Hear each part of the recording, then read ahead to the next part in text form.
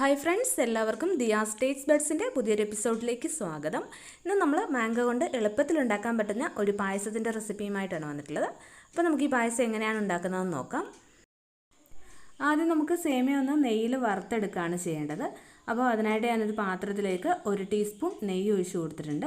എന്നിട്ട് ഇനി ഇതിലേക്ക് നമുക്ക് സേമിയ ഇട്ട് കൊടുക്കാം. ഞാനിപ്പോൾ 1/2 കപ്പ് സേമിയാണ് എടുത്തിട്ടുള്ളത്. അപ്പോൾ നമ്മൾ എടുത്തിട്ടുള്ള സേമിയ ഇതിലേക്ക് ഇട്ട് കൊടുക്കുക. വറുത്ത സേമിയ ആണെന്നുണ്ടെങ്കിൽ ഇതുപോലെ നെയ്യിലൊന്ന് ചൂടാക്കി എടുത്താൽ മാത്രം മതിയാവും.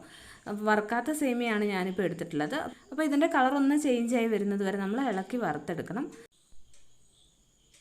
ഇപ്പോൾ ഇതാ സേമിയയുടെ കളറൊക്കെ ഒന്ന് ചേഞ്ചായി വന്നിട്ടുണ്ട്. ഇനി നമ്മളിതിലേക്ക് പാലാണ് ചേർത്ത് കൊടുക്കുന്നത്. ഞാനിപ്പോൾ ഒരു 3/4 ലിറ്റർ പാലും കൂടി ഇതിലേക്കൊന്ന് ചേർത്ത് കൊടുത്തിട്ടുണ്ട്. എന്നിട്ട് വീണ്ടും നന്നായിട്ട് ഇങ്ങനെ ഇളക്കി കൊടുത്തുകൊണ്ടേയിരിക്കുക. സേമിയൊക്കെ നന്നായിട്ടൊന്ന് വെന്ത് വരണം. ഈ സേമിയൊക്കെ നന്നായിട്ട് വെന്ത് കഴിഞ്ഞിട്ട് മാത്രമേ നമ്മളിതിലേക്ക് മധുരം ചേർത്ത് കൊടുക്കാവുള്ളൂ. ഞാനിപ്പോൾ ഇതിലേക്ക് മിൽക്ക് മെയ്ഡാണ് ചേർത്ത് കൊടുക്കുന്നത്. മിൽക്ക് മെയ്ഡിന് പകരം പഞ്ചസാര ചേർത്ത് കൊടുത്താലും മതി. ഞാനിപ്പോൾ ആദ്യമേ കുറച്ച് മിൽക്ക് മെയ്ഡ് ചേർത്തിട്ടുണ്ടായിരുന്നു, അതിൻ്റെ വീഡിയോ എടുക്കാൻ വിട്ടുപോയി. അപ്പോൾ നമ്മൾ വീണ്ടും കുറച്ചും കൂടി മിൽക്ക് മെയ്ഡ് ഇതിലേക്കൊന്ന് ചേർത്ത് കൊടുക്കുന്നുണ്ട്. അപ്പോൾ മധുരത്തിനനുസരിച്ചിട്ട് മിൽക്ക് മെയ്ഡോ പഞ്ചസാരയൊക്കെ നിങ്ങൾ ചേർത്ത് കൊടുക്കുക. പിന്നെ നമുക്കിതിലേക്ക് വേണ്ടത് മാങ്ങയാണ്. ഞാനിപ്പോൾ ഒരു മാങ്ങ എടുത്തിട്ടുണ്ട്. അത് നമ്മൾ കുറച്ച് ചെറിയ പീസാക്കി ഒന്ന് കട്ട് ചെയ്തെടുത്ത് വെക്കുന്നുണ്ട്. ബാക്കി നമ്മൾ ഒന്ന് അരച്ച് പൾപ്പാക്കി എടുക്കുന്നുണ്ട്. അപ്പോൾ പൾപ്പാക്കി എടുക്കുമ്പോൾ ഒട്ടും തന്നെ വെള്ളമില്ലാതെ വേണം നമ്മളിതൊന്ന് അരച്ചെടുക്കാൻ. പിന്നെ നമ്മൾ അധികം നാരൊന്നും ഇല്ലാത്ത മാങ്ങ എടുക്കുന്നതാണ് കൂടുതൽ നല്ലത്. അപ്പോൾ നാര് ഉള്ള മാങ്ങയാണെന്നുണ്ടെങ്കിൽ ഈ പൾപ്പെടുത്തതിന് ശേഷം നമ്മളിതൊന്ന് അരിച്ച് അതിനുള്ളിൽ നാരൊക്കെ ഒന്ന് കളഞ്ഞെടുക്കണം. അപ്പോൾ നമ്മുടെ പായസം നന്നായിട്ടൊന്ന് തിളച്ച് കുറച്ചൊന്ന് വറ്റിയും വന്നിട്ടുണ്ട്. ഇനി നമ്മളിതിലേക്ക് ചേർത്ത് കൊടുക്കുന്നത് നമ്മൾ അരച്ച് പൾപ്പാക്കി വെച്ചിട്ടുള്ള മാമ്പഴമാണ്. അപ്പോൾ അതും കൂടി ചേർത്തിട്ട് നന്നായിട്ട് ഇളക്കി കൊടുത്തുകൊണ്ടേ ഇരിക്കുക. അപ്പോൾ സ്റ്റൗ ഏറ്റവും ലോ ഫ്ലെയിമിൽ വെച്ചാൽ മതി. ഇതിനെ നന്നായിട്ടൊന്ന് ഇളക്കി മിക്സ് ചെയ്തെടുക്കണം. ഇത് നന്നായിട്ടൊന്ന് മിക്സായി വന്നതിന് ശേഷം മാത്രം നമ്മളിതിലേക്ക് കട്ട് ചെയ്ത് വെച്ചിട്ടുള്ള മാമ്പഴവും കൂടി ഒന്ന് ചേർത്ത് കൊടുക്കണം. അപ്പോൾ ആദ്യം നമുക്കിത് നന്നായിട്ടൊന്ന് മിക്സ് ചെയ്തെടുക്കാം. ഇപ്പോൾ നമ്മൾ പൾപ്പാക്കിയ മാമ്പഴം ചേർത്ത് നന്നായിട്ട് ഇളക്കി മിക്സ് ചെയ്തെടുത്തു. ഇനി നമ്മൾ കട്ട് ചെയ്ത് വെച്ചിട്ടുള്ള മാമ്പഴവും കൂടി ഇതിലേക്കൊന്ന് ചേർത്ത് കൊടുക്കുന്നുണ്ട്. എന്നിട്ട് ഒന്ന് ഇളക്കി കൊടുത്തതിന് ശേഷം നമുക്ക് ഇതിൻ്റെ ഫ്ലെയിം ഓഫ് ചെയ്ത് കൊടുക്കാം.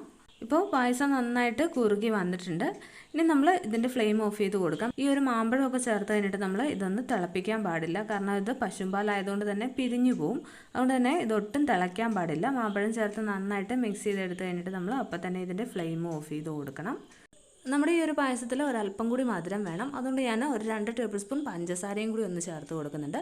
അപ്പം നല്ല മധുരമുള്ള മാമ്പഴമാണെന്നുണ്ടെങ്കിൽ പഞ്ചസാര ചേർത്ത് കൊടുക്കേണ്ട ആവശ്യമില്ല. അപ്പം അത് നിങ്ങൾ നോക്കിയിട്ട് മാത്രം ചേർത്ത് കൊടുത്താൽ മതിയാവും. അപ്പോൾ നിങ്ങളുടെ മധുരത്തിനനുസരിച്ചിട്ട് പഞ്ചസാര വേണം നോക്കിയിട്ട് മാത്രം ചേർത്ത് കൊടുത്താൽ മതി.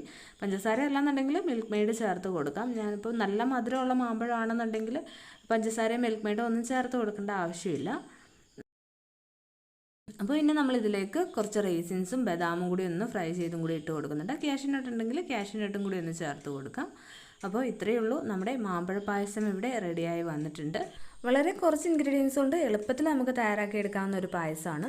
അപ്പോൾ എല്ലാവരും തന്നെ ഒന്ന് ട്രൈ ചെയ്ത് നോക്കുക. ഇത് നമുക്ക് ചെറിയ ചൂടോട് കൂടി കഴിക്കാനാണെങ്കിലും അതല്ല ഫ്രിഡ്ജിൽ വെച്ചിട്ട് നന്നായിട്ടൊന്ന് തണുപ്പിച്ചെടുത്ത് കഴിക്കാനാണെങ്കിലും നല്ല ടേസ്റ്റി ആയിട്ടുള്ള ഒരു പായസമാണ്. വളരെ എളുപ്പത്തിൽ നമുക്ക് തയ്യാറാക്കി എടുക്കാവുന്നതാണ്. അപ്പോൾ ഞാൻ ഇതിന് മുകളിലേക്ക് കുറച്ച് ബദാമും അതുപോലെ തന്നെ നമ്മൾ ചെറുതായിട്ട് കട്ട് ചെയ്ത് വെച്ചിട്ടുള്ള മാങ്ങയും കൂടി ഒന്ന് ഇട്ട് കൊടുക്കുന്നുണ്ട്.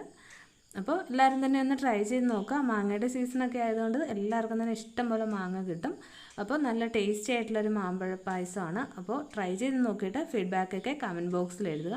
പിന്നെ നമ്മുടെ ഈ ചാനൽ ഇതുവരെ സബ്സ്ക്രൈബ് ചെയ്തിട്ടില്ല എന്നുണ്ടെങ്കിൽ ചാനൽ ഒന്ന് സബ്സ്ക്രൈബ് ചെയ്യുകയാണെന്നുണ്ടെങ്കിൽ ഞാൻ അപ്ലോഡ് ചെയ്യുന്ന പുതിയ വീഡിയോസിൻ്റെ ഒക്കെ നോട്ടിഫിക്കേഷനും കൂടി നിങ്ങൾക്ക് കിട്ടുന്നതാണ്.